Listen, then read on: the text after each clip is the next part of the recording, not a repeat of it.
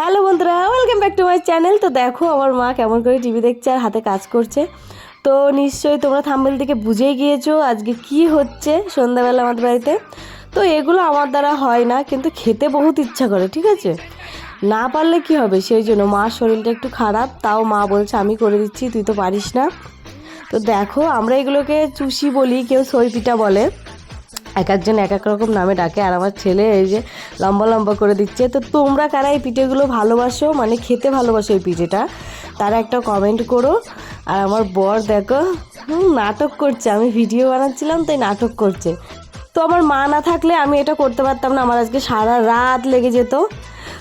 ওই যে লোভ, খেতে ইচ্ছা করে, ওটাই তো প্রবলেম। আমার বর আমাকে খালি কথা শোনাই, পারো না তো খাওয়ার অত কিসের, হ্যাঁ নিজে কিছু করতে পারো না।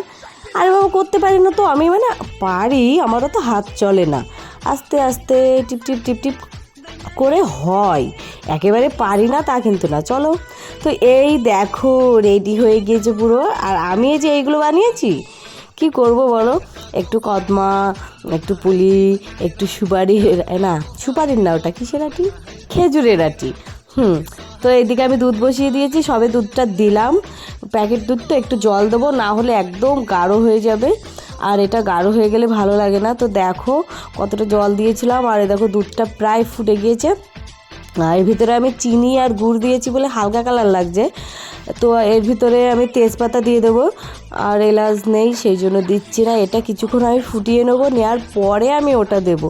ওটা দিয়ে বেশিক্ষণ নাড়াচাড়া করবো না, মানে যতক্ষণ ও সিদ্ধ হতে টাইম লাগে ততটা, না হলে পুরো ঘেটে যাবে।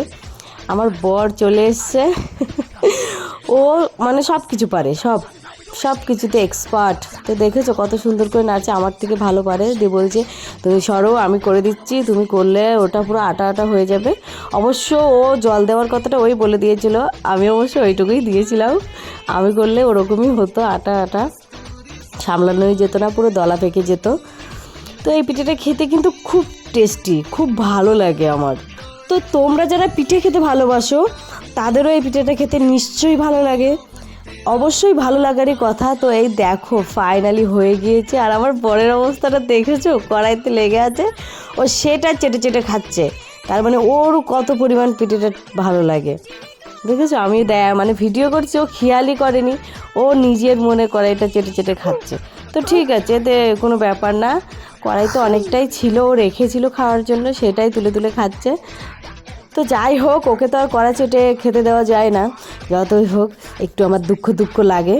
তো দেখো আমাদের পিঠে সব থালে থালে নামানো হয়ে গিয়েছে, এবার সবাইকে একটু দেব, কারণ বেচারা মানে খুন্তি মুন্তি চেড়ে মেটে খাচ্ছে, তো আমার খুব খারাপ লাগছিল।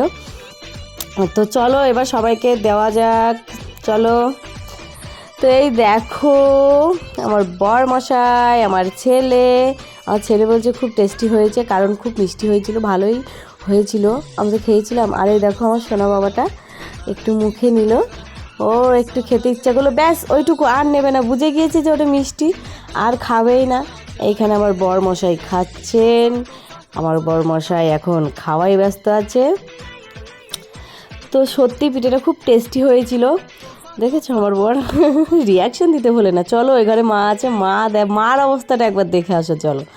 মা তো ওইগুলো কেটে দিয়ে পুরো ঘুমিয়ে পড়েছিল, দেখো তাকাতে পারছে না ঘুমের জন্য, কিন্তু আমার বর এমন ধমক দিয়েছে, উঠে খেতে বসে গিয়েছে জানো, মানে আরে এখন না খেলে আর খায় না জানো, এরকমই অবস্থা। দেখো আমার মা পুরো চোখ পুরো বন্ধ হয়ে যাচ্ছে আমার মার।